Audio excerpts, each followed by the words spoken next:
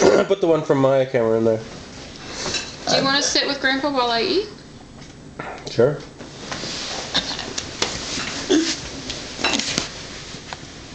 I'll make sure it gets you, both you big boys.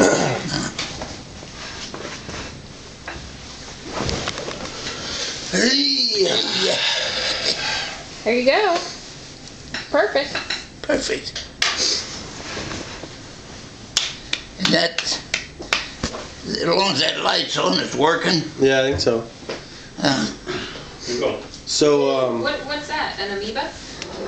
you remember how you did you propose to Grandma? It's a little guy. It should be a frog. Well, kinda, I guess. Frog. I just said, I got more here if you need it. I think we should get married. I couldn't wait. Oh, you're so romantic, Grandpa. Yeah. Did you give her a ring? Oh, yeah. Yeah, where is it now? Rachel? Rachel has it. Is it the one Rachel has? Where's what? Probably, huh? The ring. Grandma's ring. I think she gave it to Rachel. Uh-huh. Yeah, what? But was that her wedding? Was that the wedding ring, or was that a different ring? I think that was a different ring. She wore her wedding ring out, and I bought her she wanted a big one, a wide one, you know. And I bought that for her, and she took it off in the rest home somewhere, and somebody scooped it up. And so then I bought her another one, but I'd watch it, and finally, I think it's in a safety deposit box probably now, but the wedding ring, she wore her out. Grubbing stumps, I guess. I know Rachel has something. Rachel has one that has 2 big stones in it. Well, that was Grandma at the Cook's. Oh.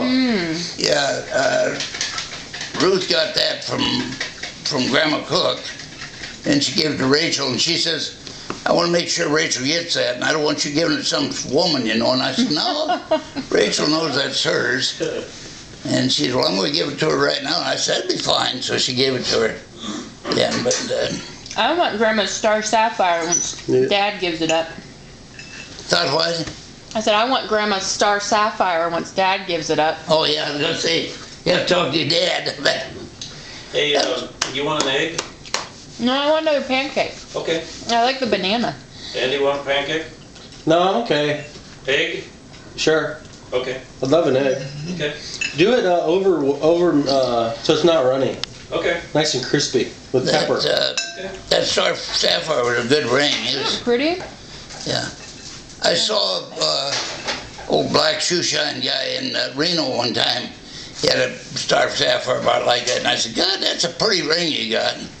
He said, yeah, it's pretty costly too, but I noticed it was pretty well scratched. It wasn't a real sapphire, you know. But yeah, the shrimp would get her out in the moonlight, and that star would show up in the moonlight, you know. And I said, God damn, you gotta watch those guys all the time. That shrimp ready. Poor old Shrimp, when he died, Ruth says, Shrimp, when are you gonna quit smoking? He says, Ruth, just like I told somebody else, if you don't like my smoking, don't come to my house. Ruth never went back either. Really? No. Wow. Yeah, he got pretty ornery.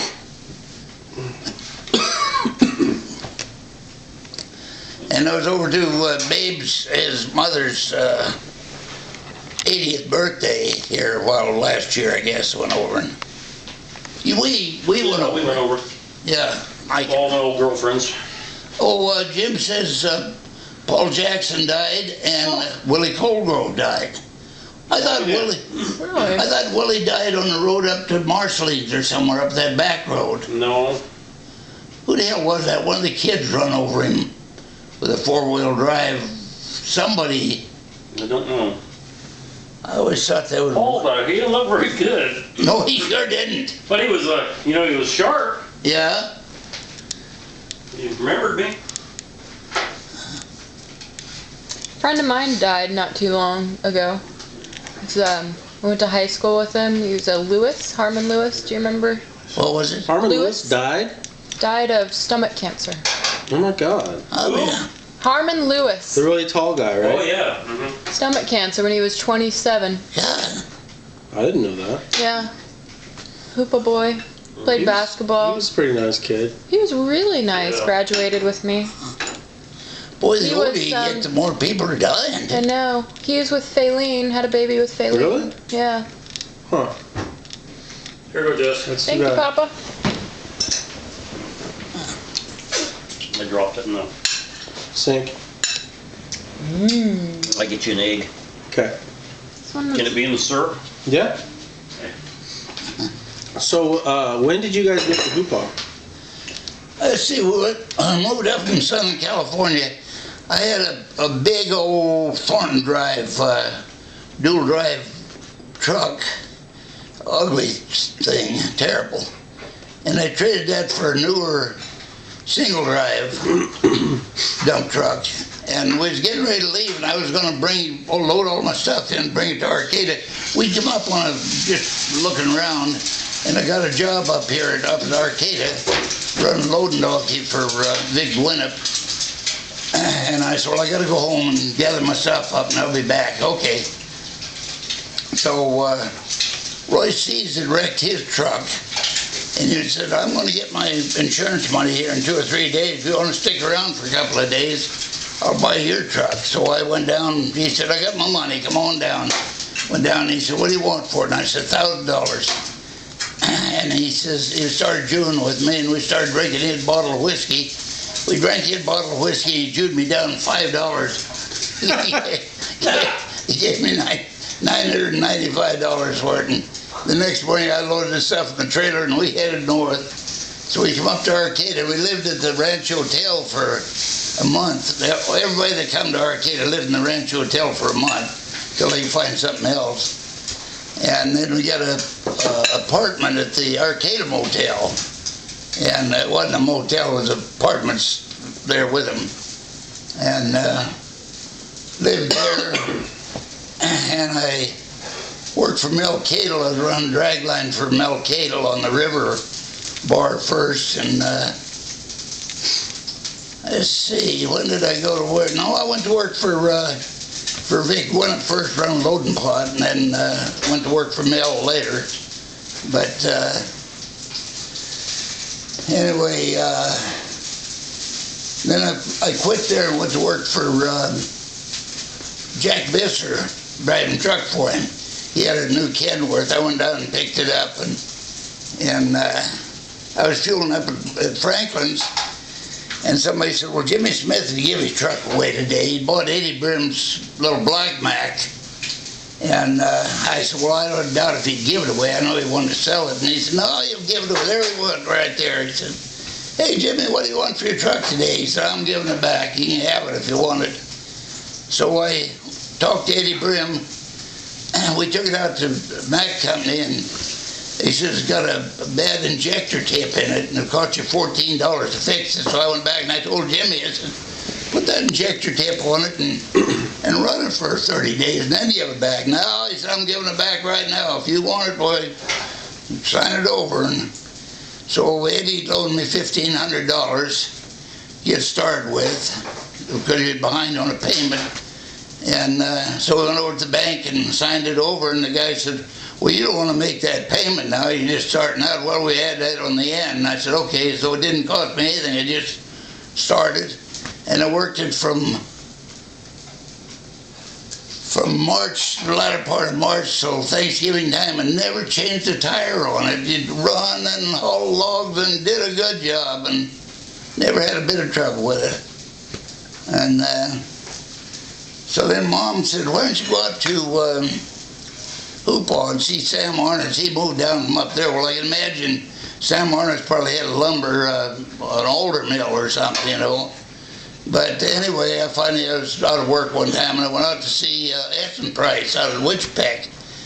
And he didn't need any trucks right then. But Thanks. Anyway, I stopped at Humboldt on the way back, and he says, Mitch, I know we need trucks. And he put you on, but he says it's up to Sam. So anyway, I talked to Sam later on then, and he said, yeah, just come out when you get ready. And I said, well, I got a couple of days work before I come out, and that'll be all right. So I went out, and I think in 1952 then we went to Hoopah. So you guys just moved out there? Yeah. Well, at first Eddie and I were working out there and staying in a mill house with no curtains on it, and real hot. You didn't need any covers. till about 4 o'clock in the morning, then you put the sheet over you. But anyway, Eddie bought a double-wide trailer and Medina moved out, and Ruth and I got a house and moved into that. And yeah, Jim was there too, Jim and Mike. But anyway, then we moved into Matt's place. Then we bought this place there on the riverfront at a sale, a BIA sale, or whatever they call it. You still have that? Huh? Do you still have it? Yeah. I had it appraised for $160,000, and I talked to the tribe, Frank Starkey Jr., and he says, well, we figure it's worth probably $170,000. And I said, I'd take $170,000 for it. He says, well, let me talk to him. So he come back and he says, yeah, he said, we'll send you some paperwork. You sign it and send it back. We'll do all the paperwork. We got a real estate place that'll do all the changeover. And we'll send these papers. You sign them and we'll cut you a check. So about 2 weeks he hadn't called, and I called him back. And well, they decided they didn't have any money right now. Asshole. So I wrote about 10 letters to people that wanted it with the tribe, among other people, and offered it to them for $100,000. They'd take it as is, just they'd evict them and clean the place up, and I never got an answer, not one single answer. So I may have to raise the price again. There you go. Yeah, it's not like you'll lose money on it. The old 170 I sold Ligera, I listed for $9,000, and some guy called me from Truckee Tahoe. He said, is that a premium airplane? I said, no, it's just a plain old 170. He said, well, you got a premium price on it. And I said, well, everything's going up, and the airplanes are going up, and my price is going up too if you don't buy it. So I raised it to $11,000, and nobody bought it.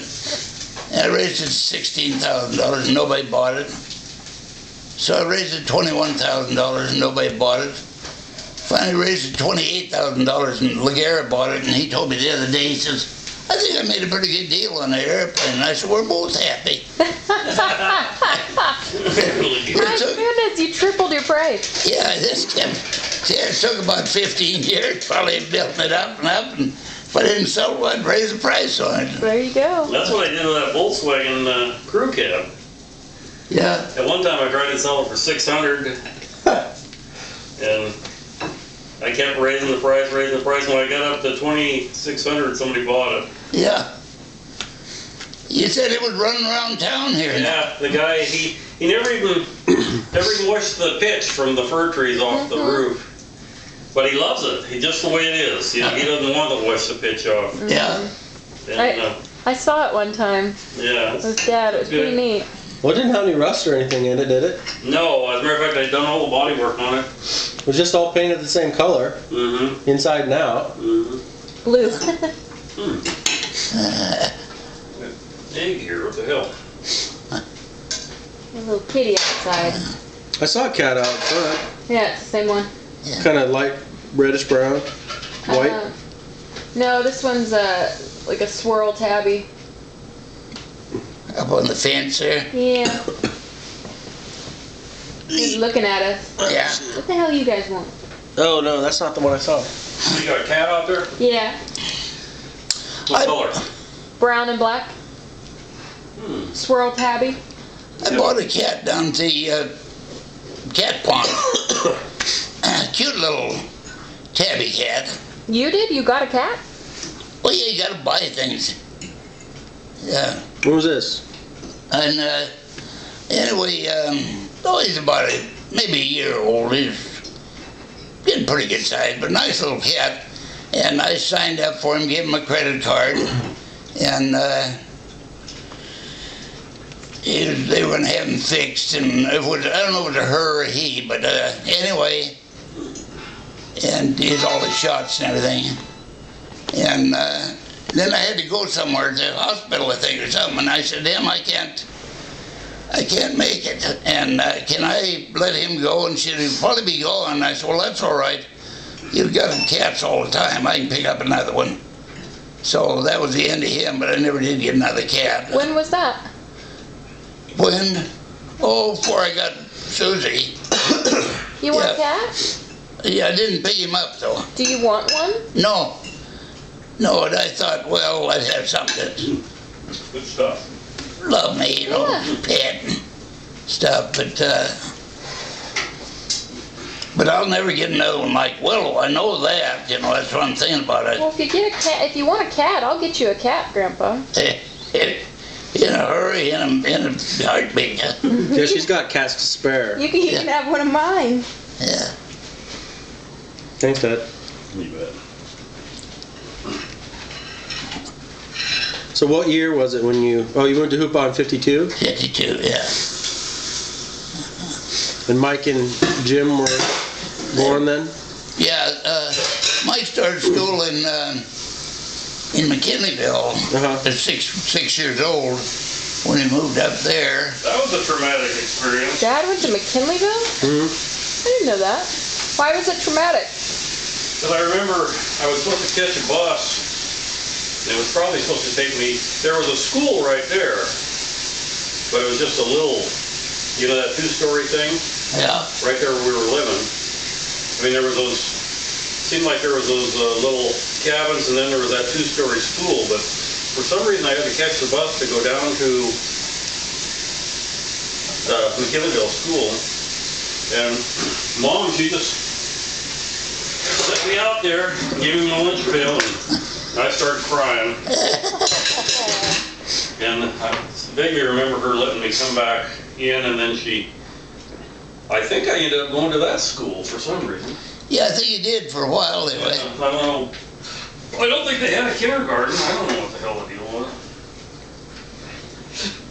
Anyway, Poor it was Dad. pretty rough. That was my first day of school, and Yeah. I was going to die. For sure, I was going to die. It sounds like me, Your first day of school? just in general. Yeah. I remember one time I missed the bus because I was going to the bathroom, and all the buses left, going home. Oh, shit. And I came out, and the principal had to drive me in her car and try to catch one of the buses. And got on it. Well, I guess you And then were I always leaving. forgot my note to say where I was gonna go to be left off. And so mom started pinning them to my shirt with the safety pin. Really? And that was embarrassing. Oh, that's funny. And then I'd always forget my jacket out on the playground. You were forgetful. It's terrible. Jim used to get in the back of the station wagon with the window rolled down and tossed one shoe out. Just 3 times I think he tossed one shoe out. He ended up with one shoe 3 different times.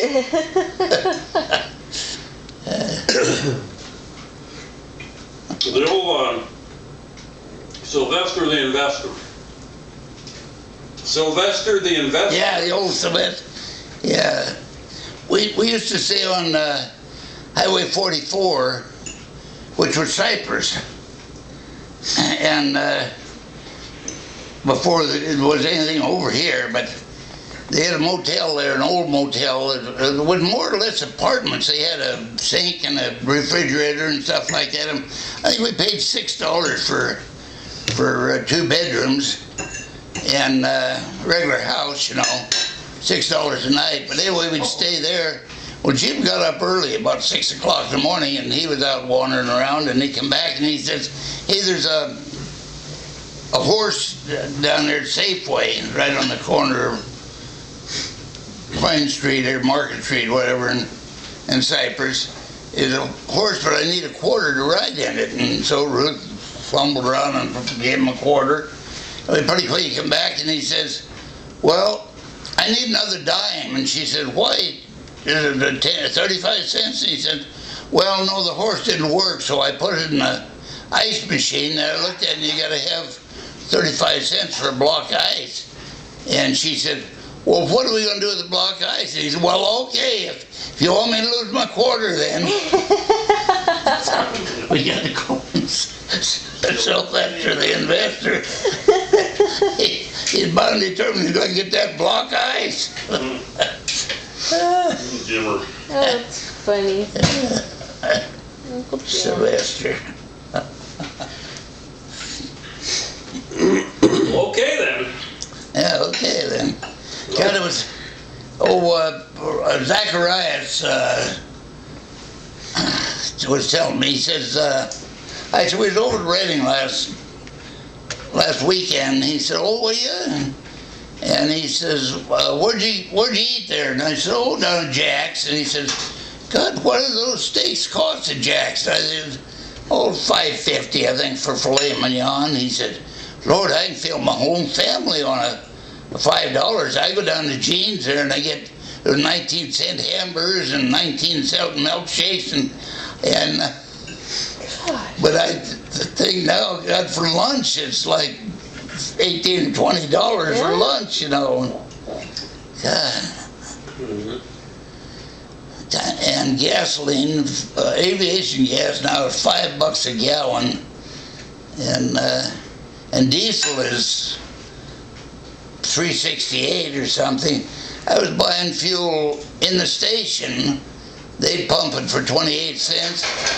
And Harry Abbott said, why don't you use it out of my tank? And he had a 10,000 gallon tank up there at Big Wheels.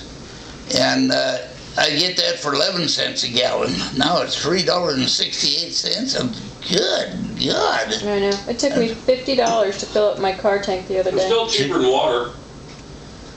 The what? It's still cheaper than water. Is it? Yeah. Water's like, what, $1 a quart? Or? Oh, I yeah. mean, bottled water? Yeah. Yeah. I guess that's true. That's just unbelievable. That, It's a racket is what it is. Blackwell's corner out between Kalinga and Highway 99 used to sell a glass of water for 10 cents. And I think you get a gallon of water for 25 cents. I don't know. Kalinga, they always had to haul it in there, haul water in the tanks, but now they got their own well system. But before they'd haul drinking water in, they had alkali water for the toilets and stuff like that. But I was thinking about Aunt Barbara today. I wrote to her, I write on the word processor letters about that big. And she said, boy, that's good, I can read that. And then mail them to her. She didn't have a computer, so. And I sent her some pictures of the house. And, How's she doing?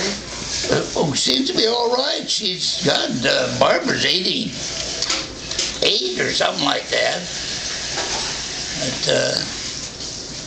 And can't see very well. She don't drive anymore at all.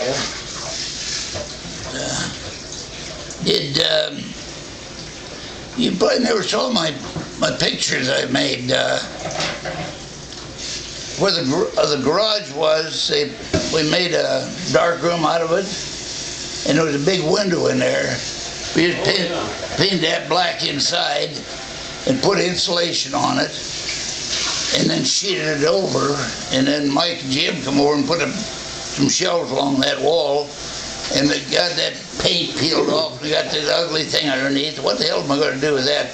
I have to pull the wall down, the shelving down to get to it, to take the window out and stay it sided up. And so I bought a 4x8 sheet of plywood, 3/4 inch plywood, and painted that with sealer, three coats of sealer on it. And then I took a picture of a dog and a calf. And the dog's about this high and the calf's about this high. And I took them down and had them blown up real big. And then I bought another sheet of plywood and I cut them out. And painted on the dog was kind of down 1 foot or 2 feet in the air. I think I was standing there ready to dive on that calf. The calf was eyeballing him, but anyway, I set them, glued them on the side of the thing, and we had Red come over, and she painted a scene behind it with a mountain back there and a little house in the distance, and the dog chasing the calf, you know. And it come out pretty good. Looked pretty good. Covered that window up with it. Oh, you covered the window with it? Yeah. The window is about... Kind of three-dimensional. Uh-huh. Real cute. I didn't know you were an artist, Grandpa. Well, not much, but it looks pretty good anyway. And then Willow, I got her buried out there in the front yard, and Lorraine put a little white fence around it and a night light so she won't be scared. No. It comes on when it gets dark and stays on at night. And another dog sitting there with another baby, and a rabbit sitting there, and some brush around on it. I put her inside of a metal wheel, old iron wheel thing, you know, about 4 foot diameter or something.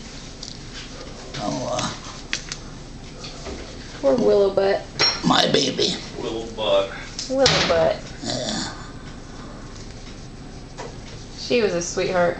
Yeah, I'll say. Every once in a while she'd want to jump up my lap, and I said, well, come on, get up there. She'd jump up there like a lap dog. I said, you're a hell of a lap dog. God, she weighed about 60 pounds, I think. You had her chunked up, Grandpa. Yeah.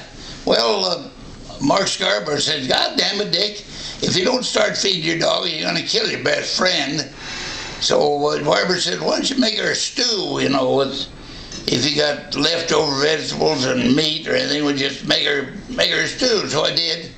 And boy, she liked that. And she started fattening up, and she got real fat. Yeah, because she was really sick for a while, wasn't she?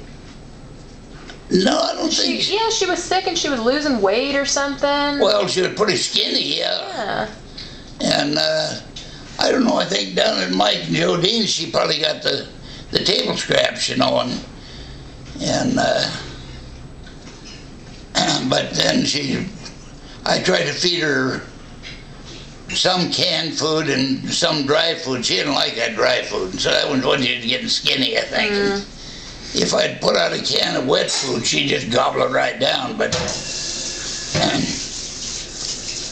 anyway, when I started making that stew for her, she said, hey, that stuff is good. That's good. Good stuff. Good stuff. Yeah, we were out, there was a whole plane, a nice, fast airplane.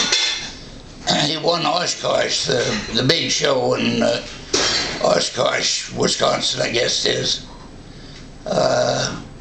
Won grand champion one year. Really a nice one. You know, you're competing with 10,000 airplanes up there for the best one of the show, and he was the best one. But anyway, one landing gear wouldn't come down. He got a nose gear down and one wheel down. The other one wouldn't come down. So anyway, of course, the word got around the airport. They're trying to get the wheel shake down. They get up and dive it and pull it out and do everything, trying to make it loose. And finally he said, well, I'm going to try one more thing. If that don't work, we'll just come in on the belly, you know, and tear it up. But he come in and touched on the two wheels like that real hard, boom, like that, and the other gear flopped down. So he come back around and landed. But meanwhile, we were all standing out there at the airport watching him. And Willow went with us. I said, maybe I should leave her here. And Tom said, oh, she'll be all right.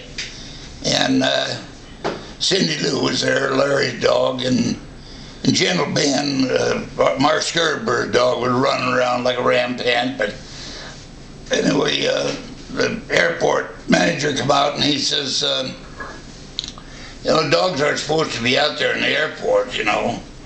And I said, well, my dog stayed with me all the time. And Larry's dog stayed with him. And he said, yeah, but Ben, he was running around there. And I said, well, talk to Mark about it. And he says, does your dog mind you well? And I said, oh, yeah. I said, She was chasing a rabbit. I can call her back. And about that time, Odie come around the corner, a little dachshund like that. Yep, yep, yep, yep, yep. And Willa took off after him and run about halfway down the length of the hangers. And I said, "Where are you going?" And she just skidded to a stop and turned around and come back. And he said, "By God, she does mind you." Oh, yeah. I always knew where she was. You're a sweet girl.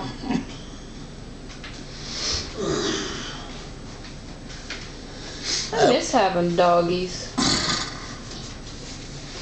I was doing some Gorilla Glue. That Gorilla, Oh yeah, that Gorilla Glue don't terrible. wear off. Nope.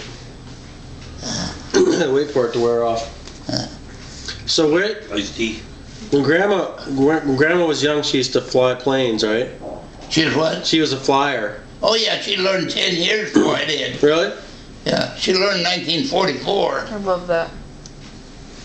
And we stopped by, she made her cross-country. Patton was down there with these tanks down in Island. She made a cross-country from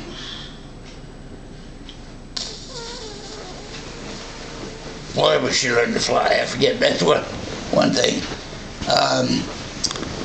Over to Weldon and back to Quartzsite and back. And so we stopped in Weldon and checked around, where's the airport? And first we went over to Harvey's, I guess was, airport where she learned to fly. They built I-10 right through the middle of it. They were stacking hay on one side, and somebody had just rolled the gas pump up, shut the lid on it, and pulled out. And the office was there and everything. But that's all, there was nowhere airport. But anyway, we went to Weldon, and we was looking for the airport out there, and nobody seemed to know where the airport was. We went to the post office, and this girl came out, and she says, Ruth says, "Where's the airport in Weldon?" She said, "Oh, we don't have an airport." And she said, "We used to have," and I've lived here all my life, we never had an airport. She was about 17. Ruth said, "Well, 40 years ago there was an airport here." Oh, but she took her little jug of water and made her cross country out across the desert there. And then Grandma had got a letter from Hap Arnold. I think it's probably in the archive somewhere there. Hap Arnold had written to her, sent a telegram, and said they're going to do the last of the enlistments for the Women's Ferry Command at the Biltmore Hotel on Wednesday in Los Angeles, and she wanted to join to be there. And she wanted them stuck in an envelope and shipped it out to Blythe, and they got there too late, so she didn't get to go. She wanted to join the Women's Ferry Command, but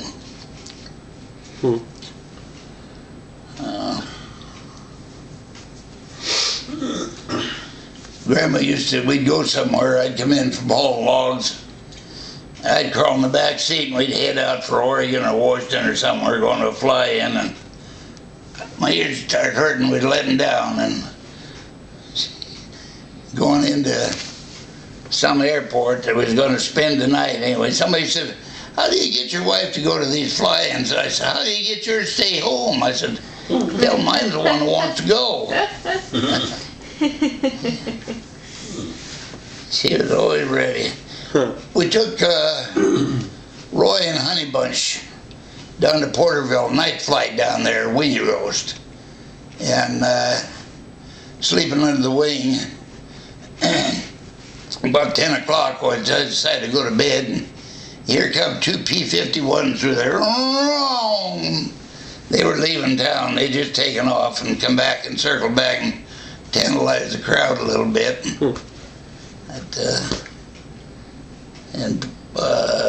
Chico used to have Chico and Cher would have a steak fry once a year. Oh, we made them all. Pacific City up in Oregon and Lincoln City, and I went into Pacific City, I guess it was,